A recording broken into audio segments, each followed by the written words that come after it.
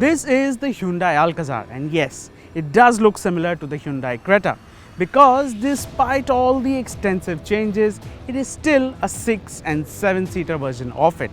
But the question is, why? I mean, the Creta is already a very popular car and it's selling like hotcakes. So is Hyundai getting a little greedy?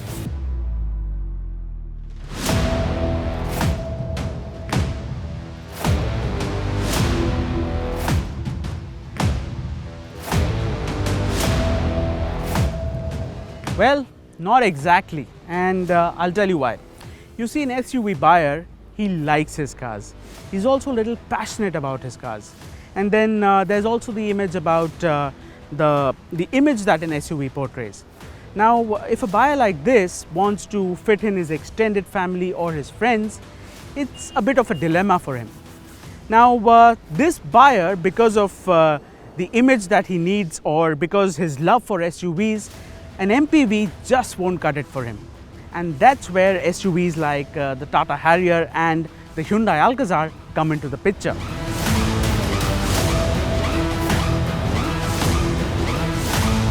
So what is the Hyundai Alcazar all about? Let's take a look. But before we go ahead, make sure you like, share and subscribe to the CarWale YouTube channel, and also make sure you hit that bell icon so you never miss an update. Now, the biggest differentiation of the Alcazar over the Creta is the extra row of seats. So let's start there. Now, to get in, all you need to do is pull this lever and the tumble seats fold and you just get in.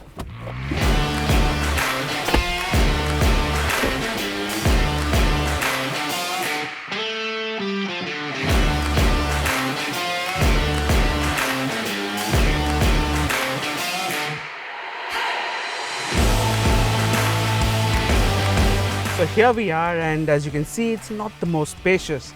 It's good for kids at best.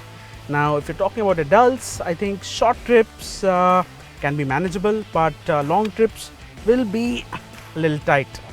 But apart from that, you get your own blower control, you get aircon vents, and you get a USB charger as well. And to keep you cool, you can put your drink here and you get some storage as well.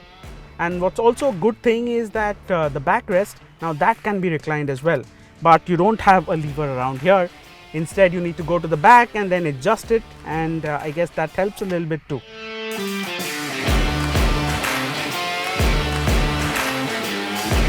Now, moving on to the second row, this is the 6-seater variant, so you get captain seats in the middle.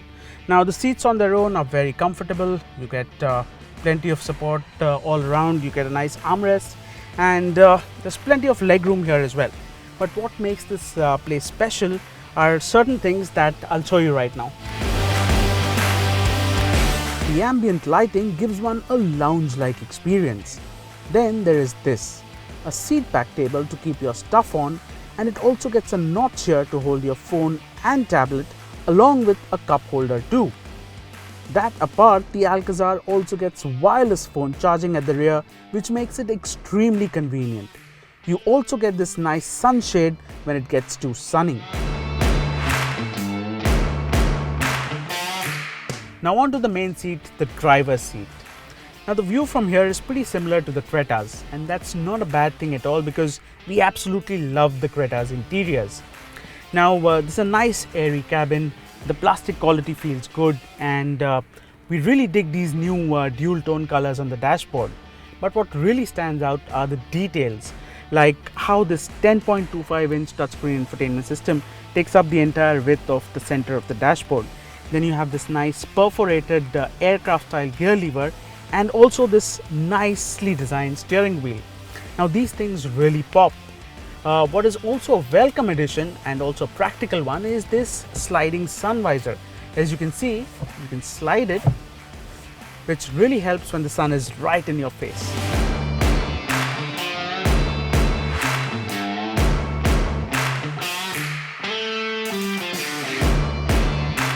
Now the other big draw here, apart from the infotainment screen, is this 10.25-inch fully digital cluster. Now it's got some really sharp graphics, so it looks very good. It offers a plethora of information and it's customizable too. Now talking about the boot space, with all the seats up, The Alcazar offers a good 180 liters of space, but once you start folding the seats, it can definitely move a whole house. A high point of any Hyundai is the amount of features it packs in, and the Hyundai Alcazar is no different. Apart from the features already mentioned, you also get 8-way adjustable power driver seats, 8-speaker Bose sound system, 64 ambient lighting colors to choose from, voice-enabled panoramic sunroof, air purifier with a perfume, rear parking camera, ventilated front seats, cruise control, wireless charging in the front and back, USB chargers in all 3 rows, cool glove box, BlueLink connected car tech, and more. Even on the safety front, Hyundai is really packing it in. You get a blind view monitor, surround view monitor with 360 degrees camera, electronic stability control, hill start assist, rear disc brakes, ABS with EBD, 6 airbags, and more.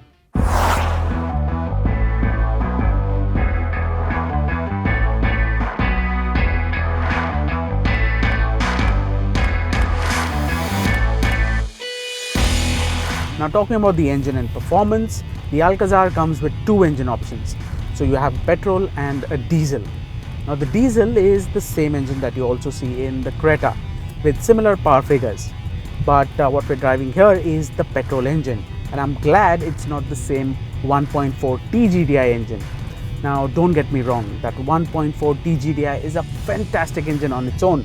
But what we have here is a 2-liter naturally aspirated petrol engine that pushes out 157 bhp and 191 Newton meters of torque. Now gearbox options, you have a 6-speed manual gearbox, or what you see here, a 6-speed torque converter automatic.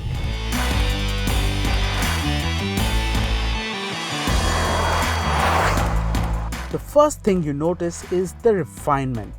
The engine just purrs at idle and is creamy smooth on the go. No turbo to deal with here, and with a larger displacement in its favor, throttle response is immediate. And because it's naturally aspirated, it's got a very linear throttle response. When you do bury the throttle, you expect some shove, but there isn't. The power delivery is so linear that you just end up waiting for that sudden rush to come, and then you just run out of revs. The engine really masks its performance well, and it's only the speed warning chimes that lets one know about the speeds. One does not really need to rev it too much, and just using all the torque gives it enough performance when one needs it. Even when driven in higher gears, throttle response is very good, giving it good drivability. The Alcazar, like the Creta, also gets driving modes which include Comfort, Eco, and Sport, along with traction modes like snow, sand, and mud to traverse in difficult conditions. Unfortunately, no 4x4 options for the Alcazar either. What is also impressive is the braking.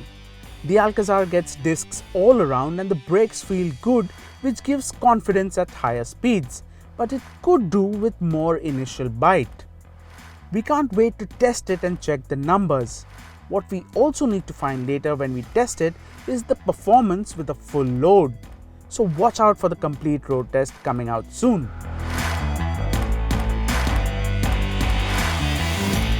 As far as the fuel efficiency is concerned, Hyundai claims 14.2 kilometers per liter for the automatic variant and 14.5 kilometers per liter for the manual, which isn't bad for a large petrol engine SUV.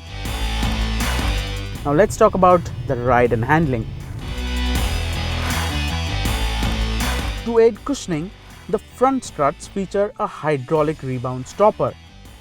Also, to offer better control of that big heavy body, the Alcazar gets a U-shaped coupled torsion beam axle. So do they work? The Alcazar feels a little stiff on the uneven sections, and the sharper bumps do filter in. So on most surfaces it feels busy all the time. But speed breakers and the more rounded undulations are dealt with very well.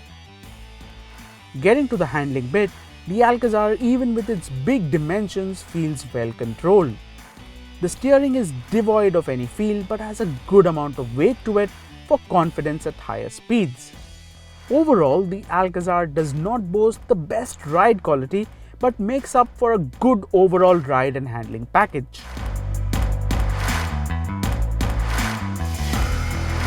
And now we finally get to the exteriors. Now talking about the front, like I mentioned before, it's quite similar to the Hyundai Creta, but Hyundai have made quite a bit of changes. And the biggest one here is this new grille. This is the new cascading grille which gives it quite a bit of presence. What we also like is this dull chrome finish that really gives it a very premium appeal.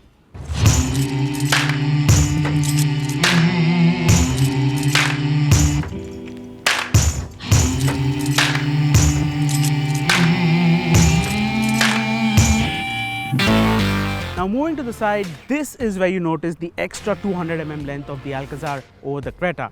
Now this extra length also gives the Alcazar better proportions compared to the Creta. Now the Alcazar also gets these new diamond cut 18-inch alloy wheels which give it an additional 10mm of ground clearance over the Creta. What you also notice are these side steps that the Alcazar gets, which not only adds to the aesthetic but also helps in ingress and egress for the third row seats.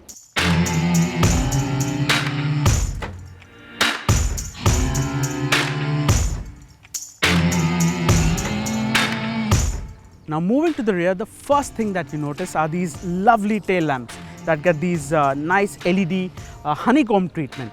You also get this nice chrome garnish that runs across the rear that also gets that dark chrome finish with the Alcazar nameplate running across it. Now taking center stage at the bottom is this massive skid plate, and that's complemented further by the twin exhaust tips. Overall, the Alcazar might look similar to the Creta, but frankly, it's a much better looking version of the Creta in every sense.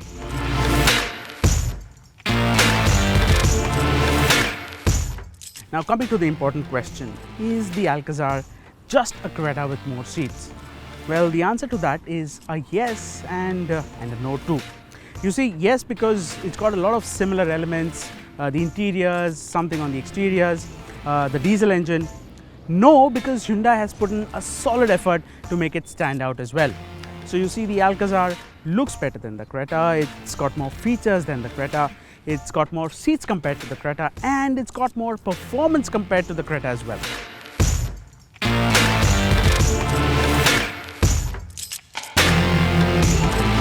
Prices for the Hyundai Alcazar start at Rs 16.3 lakhs and top out at 19.9 lakhs for the top end version.